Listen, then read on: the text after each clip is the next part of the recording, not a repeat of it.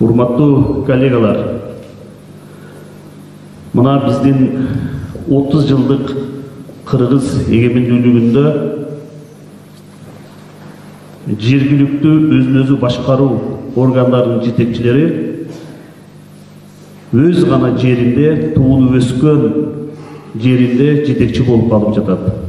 Мына бүгүнкү биздин иш-чарабыз, бүгүнкү биздин мамлекеттик башкаруу системасындагы өзгөрүү учуру башка областтан келип, башка шаардан келип же болбосо биздин шаарга жетекчи болуп келип жатат. Бул мен ойлоймун өтө туура деп. Себеби дегенде өз жеринде, туулуп өскөн жеринде эч качан жетекчи болуп калыс боло албайсың. Адептүүлүк эч качан болбойт. Мен туура иштеймин. Мен туура жетектеймин. Элге калыс болом десең да калыс боло албайсың.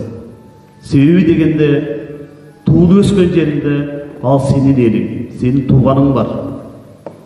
Сенин досторуң бар. Сенин классташтарың бар. Жок дегенде сенин куда сүйөктөрүң бар.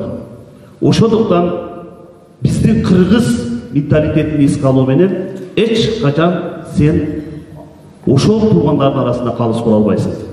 Ошондуктан азыркы биздин өлкөдө болуп жаткан жетекчилердин кадр маселеси, кадр саясаты өтө туура дешибиз керек.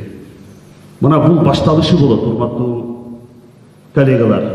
Мындан кийин, мына мыйзам күчүнө кирди, мындан кийин эч ким өз жеринде жетекчи болбойт.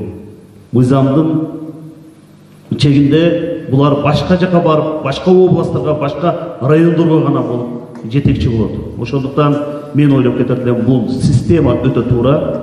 Сиздер бул кишини туура кабыл алышыңыздар керек. Бизде кыргыз элинде ушундай бир түшүнбөстүк, кыргыз элинде ушундай бир сөздөр бар. Өзүбүздөн болсо деген сөз. Өзүбүздө деп жүрүп 30 жылда ушул кырдаалга келдик.